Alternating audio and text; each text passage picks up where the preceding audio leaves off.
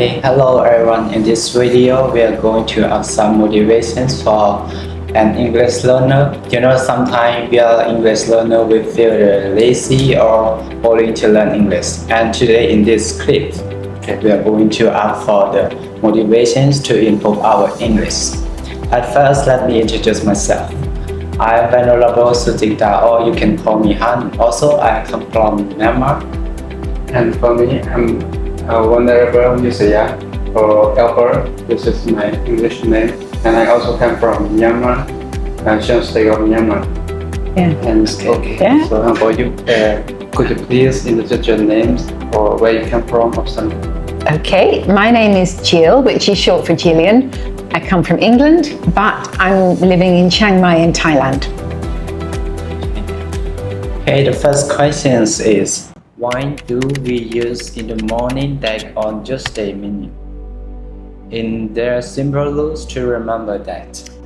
Okay, thank you. So you were saying, why do we, in English, why do we say in the morning, Yes. but we might say on Tuesday?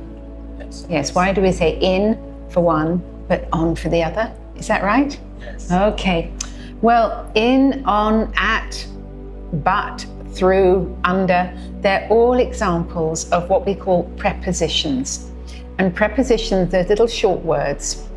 And some languages don't have them at all. And other languages use them in different ways. Unfortunately, there's no easy way to remember them. We just have to learn them because they're not very logical. Why do we say, in the morning, but on Tuesday? I don't know. Nobody knows. And it's one of the ones you just have to learn them and get, by reading, by speaking. So it'll become natural. There's no easy way, I'm sorry. Yeah. And for the second question,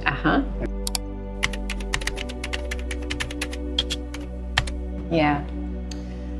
Wow, words that sound the same but have a different meaning. I mean, there are quite a lot of them, but a simple one I thought of is for, as in like 1, 2, 3, 4, but also for, for or against. Okay. And the only way to learn, if you're reading, it's the spelling will tell you which word you have. And so when you're reading it, it's easier.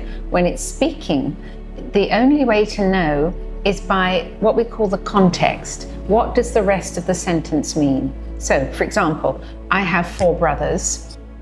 Obviously, it means the number 4. But I live in Chiang Mai for 10 years. Well, that means FOR, meaning the amount of time. So it's what we call the context. Yeah? Listen for the context, the meaning around of the other words in that sentence, and then you will understand how they're using it.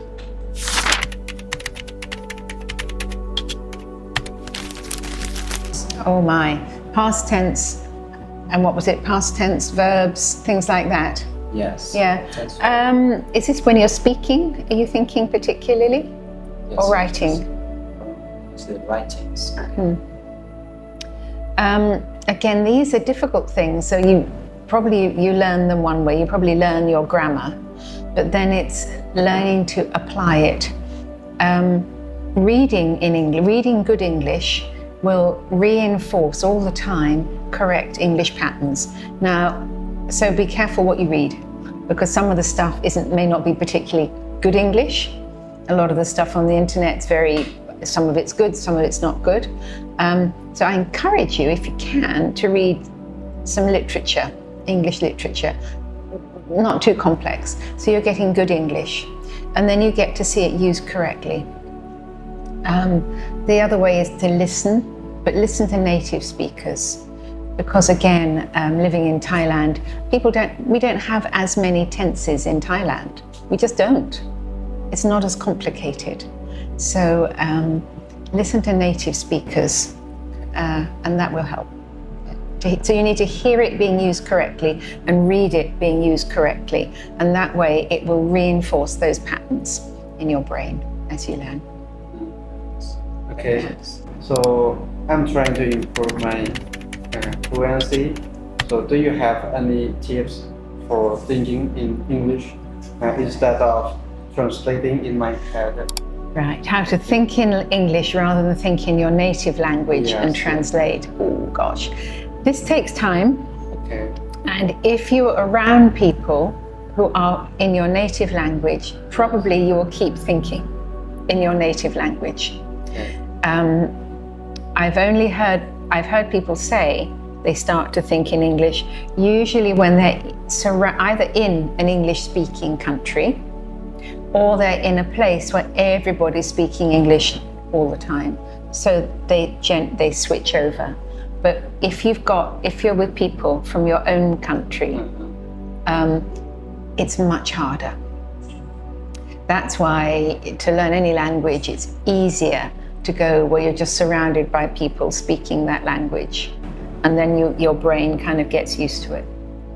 Sorry, no easy answers there. Thank you. They call it immersion, when you immerse yourself in the language you're wanting to learn.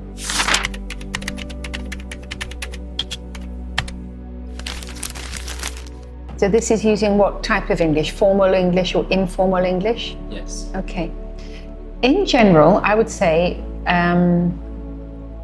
I come from England, and traditionally we've been quite a polite culture, and there are certain ways you might talk to people of a certain level. Generally, everything now is much more informal in general, much more informal. So for something like an interview, it's probably not so much how you speak, but it's what do you know. So for an interview, I would suggest try and anticipate or find out in advance what type of questions they're going to ask you and have good answers for those questions. And to be honest, we don't use very formal English as much these days. So I don't think it matters so much, formal, informal. Don't use too much slang, no. But yeah, check out what type of questions they might ask and research what might be good and practice what might be good answers. That would be my advice for that, yeah. So, and for the last question, sometimes, because we are English learner, and sometimes English language is not our mother tongue. Sure. When we learn or when we read some English book, or sometimes we feel sad or lazy or bored at the times, how can we motivate ourselves to wake up? To do it. Yeah, to do it. To do better. There has to be a payoff. There has to be a reward for you. We can be motivated by external things. So an external thing might be, I've got to take an English exam. I've got to learn for it. Okay. I think what you're talking about is internal motivation, where I can choose. Now, to be honest, it's got to be worth it. So it's got to be fun. It's got to be relevant. It's probably got to be the right sort of material. Otherwise, you're going to say, I'm not going to do it. Okay. So it's got to be worth it for you. It's got to be enjoyable, relevant, and you've got to see, have a reason, an internal reason for wanting to do it. Okay. Yeah. Does that make sense? No? Yeah. Doesn't make sense? No. I mean, my Thai isn't very good, and the reason I stopped learning Thai was because I didn't need it enough. And I thought the pain of learning Thai was greater than the pain of not speaking good Thai. So I stopped learning. It wasn't worth it. So it has to be something within you that you really want to do it, then you will. Or you have an exam to pass, then you will do it. Yeah, there has to be a reason. And can you give some motivations for an English learner that they are afraid to speaking, or they don't have confidence to speak with a native speaker? Oh yes, confidence. It's a big thing, isn't it?